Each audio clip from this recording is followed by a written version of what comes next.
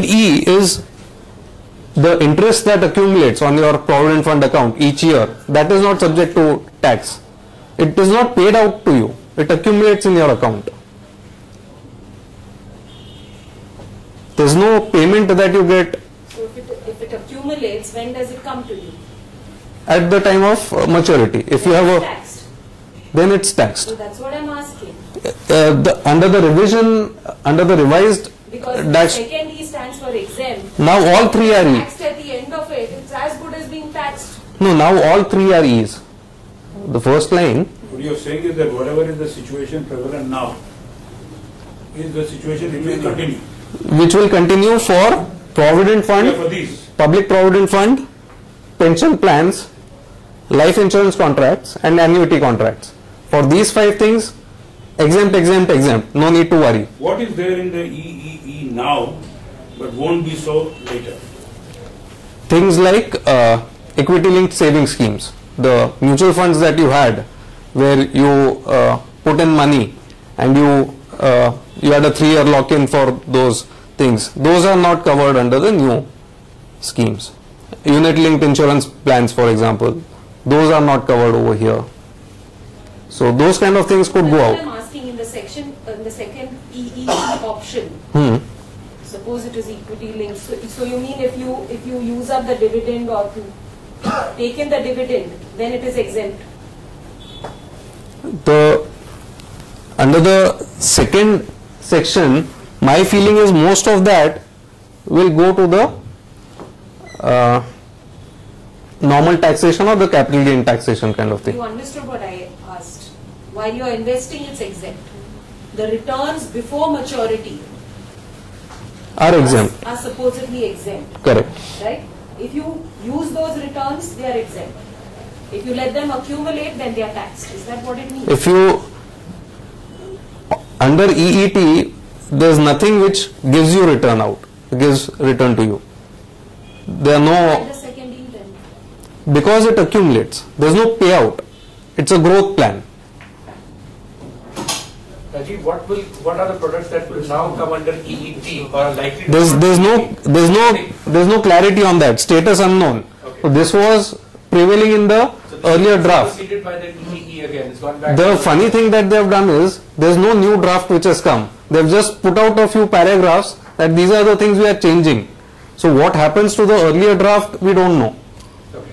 There's no new bill which they have put out in the public domain. They've just put some paragraphs as to how they are proposing to revise the original draft.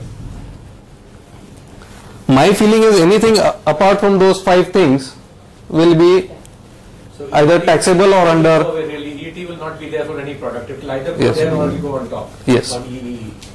That is my understanding. Dividends on investment Company dividends will be tax free. will be taxed. Dividends that companies pay to you. Mutual funds, Mutual funds taxable.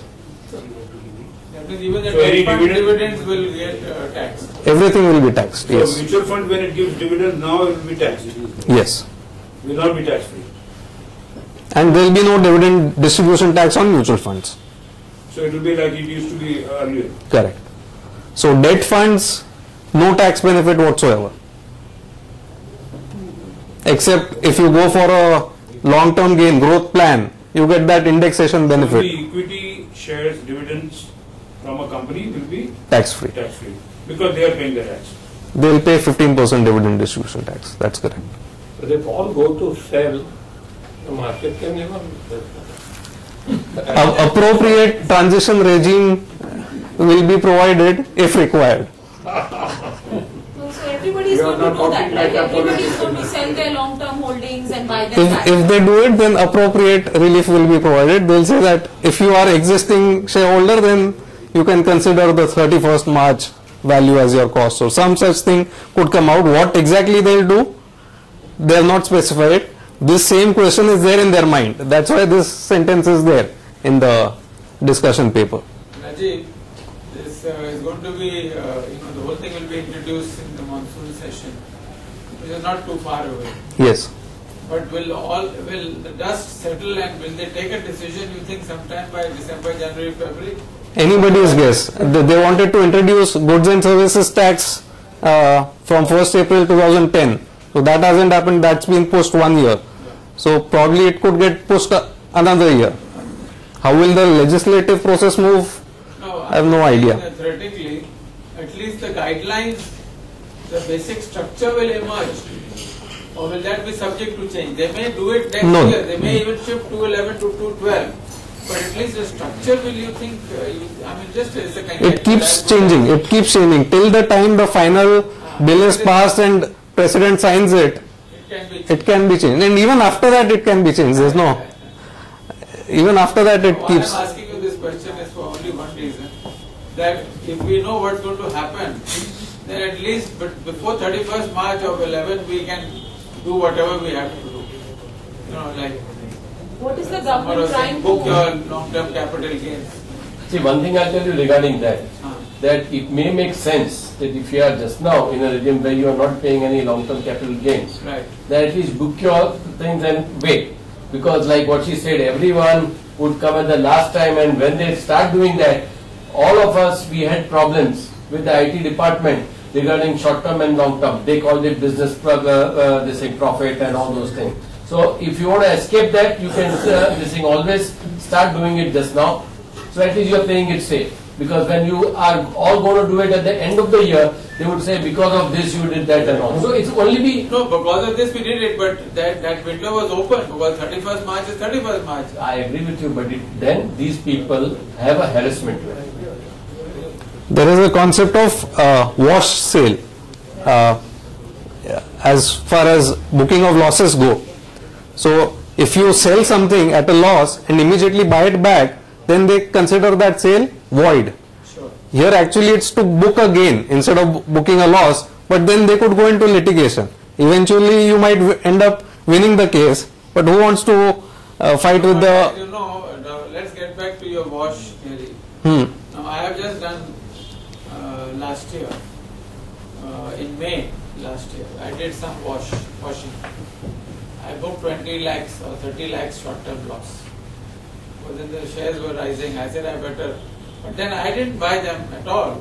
I mean, I sold it to my wife and my wife. We are all separate tax SSCs. Correct. Then it's not a wash. So people in India know how to wash. That's what I'm practicing. Sure. The same thing will happen in long-term gains. Supposing I've got L&T which I bought for 100 rupees and today it is 16, 17, 1800 rupees. I'll sell it to my daughter and her L&T shares if she has or whatever. I'll buy them. So it will be washed very clean and IT can't say anything about it because we've all been filing our returns for the last 20, 50 years. So each person will have their own... And I agree with then you're asking for trouble. When it goes into crores of rupees, then it becomes very difficult to do that. Anyway, that's your choice. That's not the subject today. Yeah. The purpose of, generally speaking, what are the advantages to be gained by moving into this kind of a system?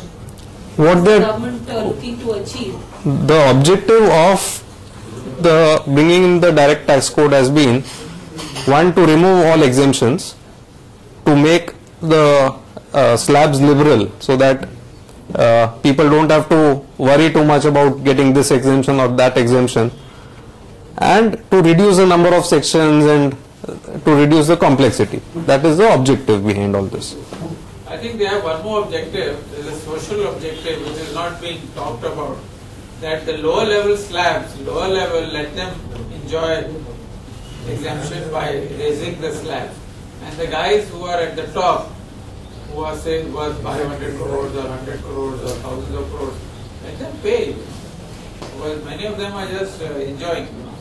The guys who are struggling at the bottom should get things up more really. I think that is also, because the money collection will be at the top. Sure. Good point.